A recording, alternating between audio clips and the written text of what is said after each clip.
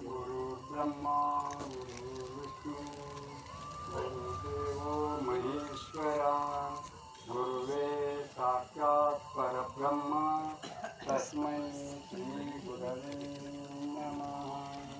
ಜೈ ಮಂಗಲಂ ಜೈ ನಮಃ ಪಾರ್ವತಿ ಶಿವರ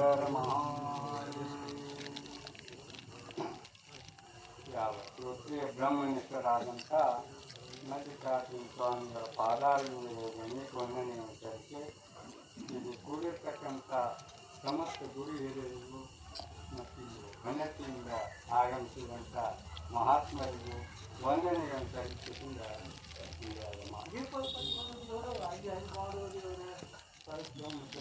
ಅದಕ್ಕೆ ಎಲ್ಲರಿಗೂ ಅನೇಕ ವಂದನೆಗಳನ್ನು ಸಲ್ಲಿಸಿದಿಂದ ಮಾತುಗಳನ್ನು ಏನೋ ನನ್ನ ಮಟ್ಟಿಗೆ ನಿಲ್ಲಿಸಿದಷ್ಟು ಎರಡು ವಾಕ್ಯಗಳನ್ನು ವಿಚಾರ ಮಾಡ್ತಾ ಇದ್ದೀವಿ. ಏನಪ್ಪ ಅಂತ ಗುರುವಿನ ಬಗ್ಗೆ ಮುಕ್ತಿಯ ಬಗ್ಗೆ ಬಹಳ ಒಂದೊಂದು ವರ್ಣನೆ ಕೊಟ್ಟು ನಿಜಗುಣ ವಾಕ್ಯವನ್ನು ಪದ್ಯವನ್ನು ಆಧಾರ ಇಟ್ಕೊಂಡು ಬಂದ ಹೇಳ್ಕೊಂಡು ಬಂದ ಮುಕ್ತಿಯ ಬಗ್ಗೆ ಹೇಳ್ಕೊಂಡು ಬರೋ ಸಂದರ್ಭದಲ್ಲಿ ಏನು ಹೇಳ್ತಾ ಇರ್ತಾರಂದ್ರೆ ಆರು ನಾನನ್ನು ವಿಚಾರಿಸುವಂತ ನಾವು ಯಾರಿಗೂ ಅನ್ನೋದನ್ನ ನಾವು ತಿಳ್ಕೋಬೇಕು ಅಂತಂದು ತಿಳಿಸ್ಕೊಡ್ತೀವಿ.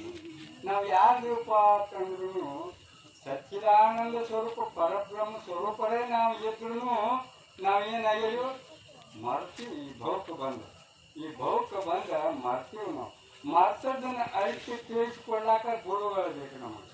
ಆ ಗುರುವಿನ ಪಾದದಲ್ಲಿ ಹೋಗಿ ನಾವು ಶರಣಾಗತರಾದ್ರೆ ನಾವು ಯಾರನ್ನು ಸಿಗುತ್ತೈತಿ, ಅಲ್ಲಿ ತನಕ ಸಿಗುವುದಿಲ್ಲ.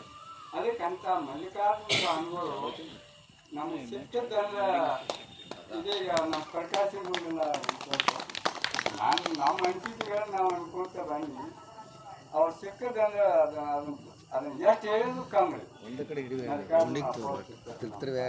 ಆದ್ರೂ ಏನೋ ನಮ್ಮ ಜೊತೆ ಮತ್ತೆ ನಮ್ಮ ಜೊತೆ ಅನುಗುಣವಾಗಿ ಅವ್ರು ನಾವು ನಡಬಾರ್ದು ಮಾತಾಡಿ ಸೌಂಡ್ ಬರೋದು ಬರ್ತಿರ್ತೈತಿ. ಅದು ನಮ್ಗೆ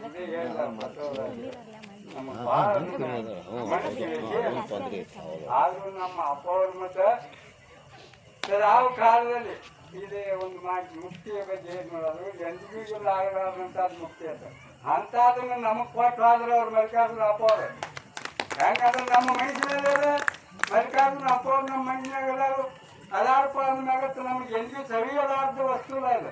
ಅಂಥದ್ದನ್ನು ನಮಗೆ ದರ್ಶಿಸಿಕೊಟ್ಟಿದ್ದಾರೆ. ಅಂಥ ಗುರುನಾಥನ ಪಾದ ಪದ್ಮಗಳಿಗೆ ನಾವು ವಂದನೆಗಳು ಸಲ್ಲಿಸಿಕೊಂಡು ನಮ್ಮ ಯಥಾರ್ಥ ಸ್ವರೂಪ ಜ್ಞಾನವನ್ನು ಮಾಡಿಕೊಂಡು ನಾವು ಧನ್ಯರಾಗೋಣ ಅಂತ ಹೇಳ್ತಿದ್ದೀನಿ. ನನಗೆ ಮಾತುಗಳನ್ನು ಗುರುಪಾದಕ್ಕೆ ಅರ್ಪಿಸಿ ಮಾತ್ರ.